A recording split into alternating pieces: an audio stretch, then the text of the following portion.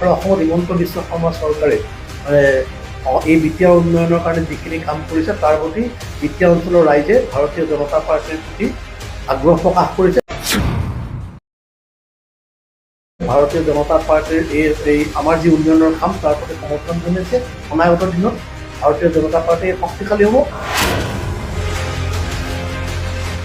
বিটিআৰৰ নিৰ্বাচনত স্বাভাৱিকতেই ভাৰতীয় জনতা পাৰ্টীয়ে প্ৰতিদ্বন্দ্বিতা কৰিব আৰু শক্তিশালী ৰূপত অৱতীৰ্ণ কৰিব। মানে বিটিআৰৰ ইলেকশ্যনৰ কথা কৈছে।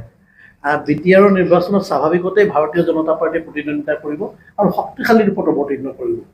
আৰু বিটিআৰৰ যি পৰিষদীয় সমষ্টিত আছে বা য'ত আমাৰ মণ্ডল আছে, তৃণমূল পৰ্যায়ত আমাৰ দলৰ জিলাৰ সভাপতিৰ নেতৃত্বত আমাৰ MCLA, EM সকলোৰে নেতৃত্বত প্ৰত্যেকজন তৃণমূল কৰ্মীয়ে ভাৰতীয় জনতা পাৰ্টীৰ সংগঠন শক্তিশালী কৰাত দেয়াকে কাম কৰিছে। আৰু এই অঞ্চলসমূহত এতিয়া যিমান আছে অনাগত দিনত ভাৰতীয় জনতা পাৰ্টী আৰু অধিক শক্তিশালী হ'ব।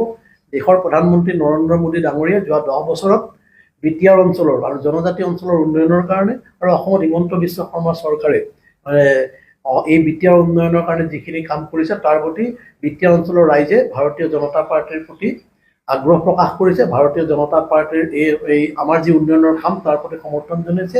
অনাগত দিনত ভাৰতীয় জনতা পাৰ্টী শক্তিশালী হ'ব আৰু আগন্তুক বিটিআৰৰ নিৰ্বাচনত ভাৰতীয় জনতা পাৰ্টীয়ে প্ৰতিদ্বন্দ্বিতা কৰিব আৰু শক্তিশালী ৰূপত প্ৰতিদ্বন্দ্বিতা কৰিব। আৰু বিটিআৰৰ প্ৰশাসনত অধিষ্ঠিত হৈ এই অঞ্চলৰ ৰাইজৰ সৰ্বাংগীন উন্নয়নৰ কাৰণে ভাৰতীয় জনতা পাৰ্টীয়ে কাম কৰিব। আজিলৈকে আমাৰ মিত্ৰতা চলি আছে, সুন্দৰভাৱে মিত্ৰতা চলি আছে। আৰু নিৰ্বাচনত এতিয়া সময় আছে। সময়ত ভাৰতীয় জনতা পাৰ্টীৰ ৰাজ্যিক নেতৃত্বই সিদ্ধান্ত ল'ব। আৰু আমাৰ কাৰ্যকৰ্তাসকল যিখন আমাৰ কাৰ্যকৰ্তা আছে সেইসকলৰ লগত আলোচনা কৰি ভাৰতীয় জনতা পাৰ্টীয়ে সিদ্ধান্ত ল'ব। অতীততো কাৰ্যকৰ্তাৰ লগত আলোচনা কৰি সিদ্ধান্ত লৈছিল।